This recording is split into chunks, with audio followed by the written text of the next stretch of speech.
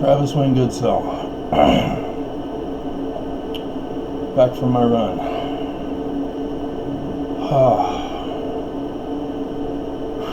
I'm going to try to finish up the second draft of the objection in the lawsuit against the Church of Jesus Christ of Latter-day Saints. And what did I tell you guys from the beginning?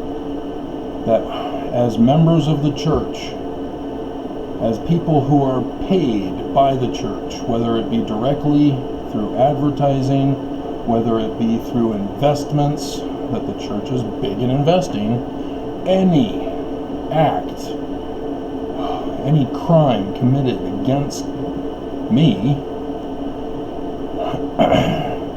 holds the church liable and implicates those who commit the crime as co-conspirators. And so all of the Mormons who are putting thumbs down, who are making hate comments, who are threatening my life, who are mocking, you're getting the church in trouble. And that's what's going in my objection. I've been telling YouTube this. I warned them. You can't do it. The church invests in you guys. You have to back off. You have to process my videos normally. You can't slow the processing down. You can't shadow ban my videos from other people's recommendations. People don't have to click on my video, but YouTube can't be involved in preventing others from having a fair access to my videos. And yet their analytical programs are purposely designed to do all these criminal activities. And as the church invests, whether they are doing it on behalf of the church or not, doesn't matter. They've been notified. The church is paying them. The case is ongoing. It's not over yet. And that's why Percy had to leave. He can't stay here. He represents a threat to my life. And so he was forced to leave, and they put in another guy because they insist they have to control my actions. I'm not their client. That's not stopping them. They have to have somebody to spy on me. And I told them there's a lawsuit, and they refused to back down. And so I then put the threats, as I was given an eviction notice by a landlord through Percy. You can't do that. There's a lawsuit ongoing. You guys are named in the lawsuit. Doesn't matter. Yes, it does. And the lawyers had to step in and say, get him the hell out of there. Get Samantha off his back.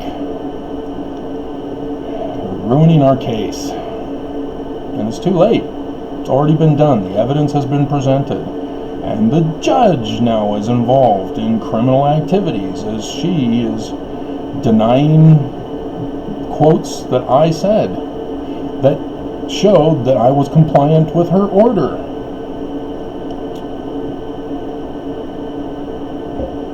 And so now the judge is now getting the church liable for her crimes as a judge. And that's going in the objection.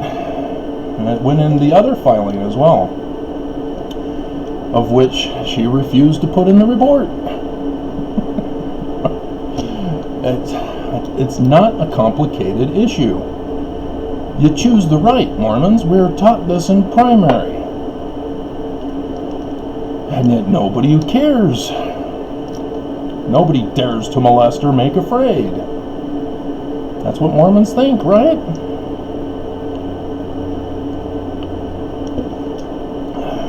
And so, yes, with this coronavirus, Nelson's actions get him liable because it's a threat to my life.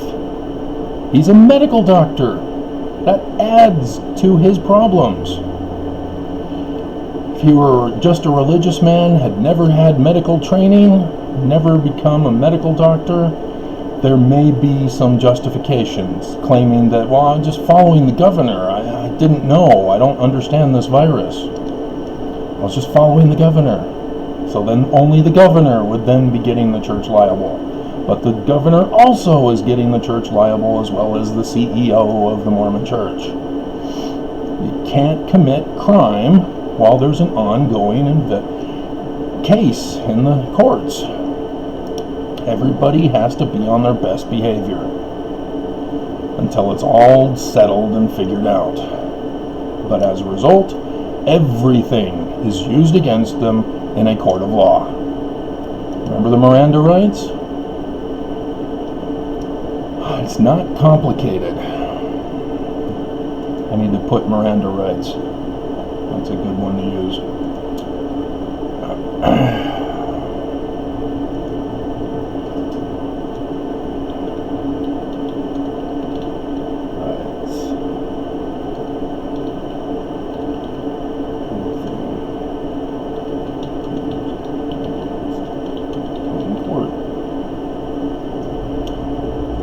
Just because they're not your typical pulled over by a cop arrest for a crime doesn't mean that you're not subject to the same laws as everybody else.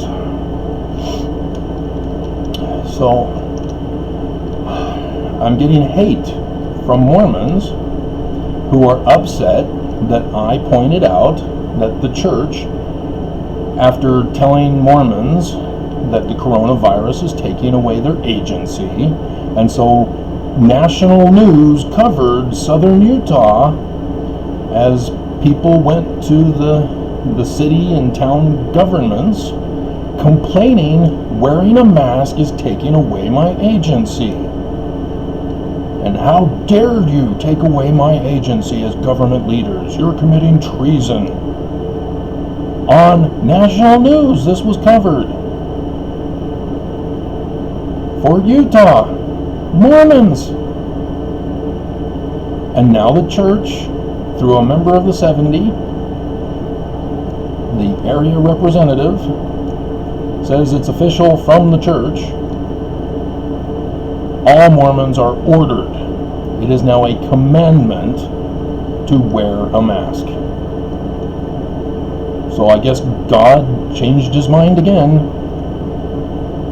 Before, it was not a commandment to wear a mask. It was Lucifer's plan to take away agency. And now all of a sudden God changed his mind and says, you know what? I think we're going to make it a commandment.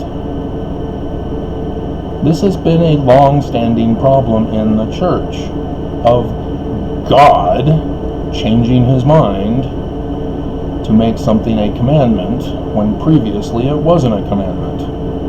Word of wisdom wasn't a commandment. Brigham Young made it a commandment. But interestingly, he was violating the word of wisdom as he was a producer of beer with his brewery and tobacco with his tobacco plantation. So much for the word of wisdom.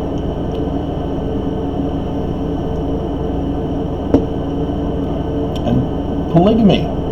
Joseph Smith didn't practice it. Brigham Young practiced it. Why did he decide to practice it after Joseph Smith was murdered? He needed hostages. And so he got himself involved in sex trafficking.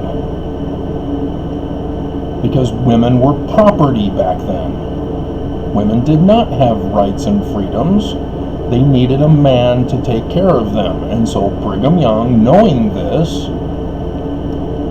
extorted women for their lives to be sex trafficked in order to come with him and be taken care of in the desert valley of Utah, which became Deseret first, which he had to conquer the native Indians.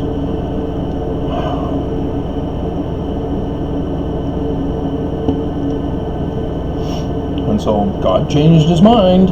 Under Joseph Smith, no polygamy. Under Brigham Young, and God changed his mind. Now polygamy is allowed. Not just polygamy, human sex slave trafficking. Because there's no reason to have polygamy unless there's a shortage of men. And that the human race is dependent upon producing as many offspring as possible. And so if there's a shortage of women, God help mankind. And so this coronavirus is having a more significant impact on younger women. So that's disturbing. But you can't change doctrine to justify crime. But that's what the religious freedom movement of the church is all about. We want to be able to have immunity from crime. We want to go back to polygamy. We want to go back to sex slave trading. We want to go back to human trafficking of adoption agency babies, so that we can force women to have babies, and if they dare leave their husbands, who have them as a polygamous wife, that they are then forced to give up their baby through our restored adoption agency. That's why the church got out of it. Law was closing in. And so then another Mormon got busted last year, I think it was. Time flies fast. And so it blows my mind. You know, the church leaders have demonstrated no fruit of any keys of the priesthood. Not seer, not revelator, not translator, not prophet. They did not warn us of coronavirus, Amos 3:7, but nope, Mormons instead refer to Spencer W. Kimball, where he says, "Oh, we're going to be silent." No, you're not supposed to be silent. That's a direct violation of the prophetic commandment that prophets are required to warn. That's what Noah did. He warned. They refused to listen. Only he survived with his family. And the Mormons go down in flames saying the church is true. As they lie in the hospital bed on a ventilator, the church is true. Give everything to the church when I die. You know, you're here because Nelson refused to shut down the church. And Governor Herbert complied as a co-conspirator. And you're wanting to give your money to them for murdering you? Huh. That's beyond prosperity gospel of evangelicals. And so, it's sickening.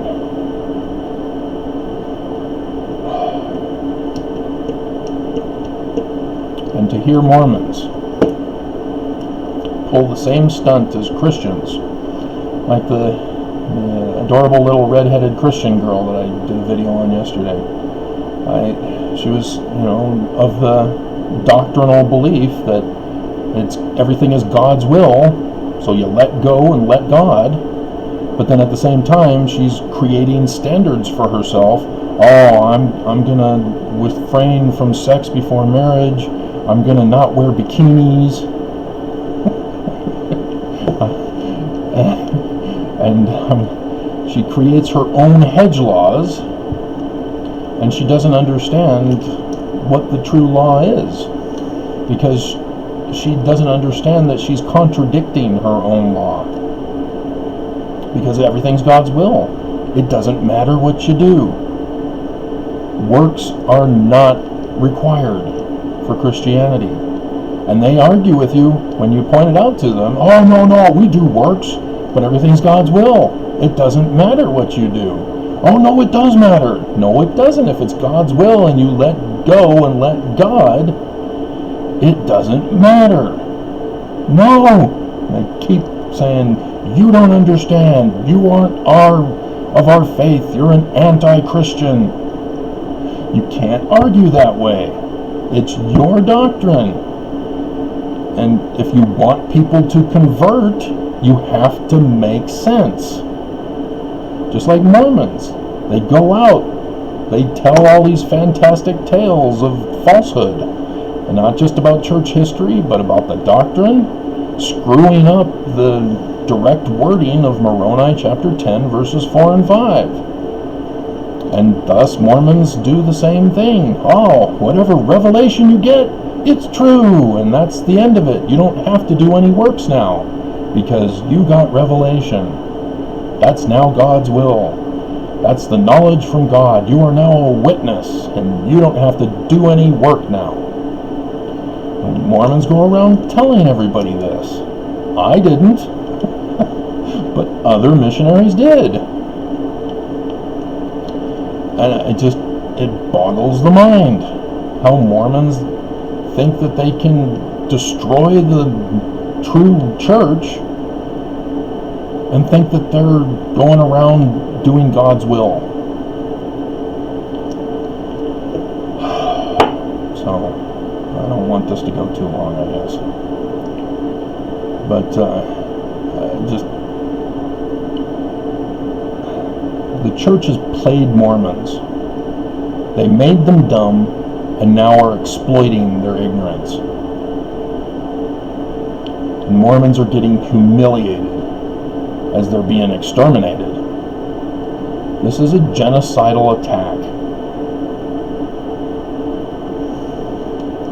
You know, the virus may be innocent, but our leaders in government, in business, and religion are using it against us to murder us. It's a biological warfare.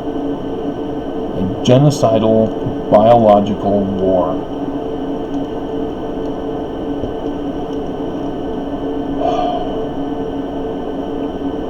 Alright. Like I said, when I finish, I'll do a reading for you of the objection. But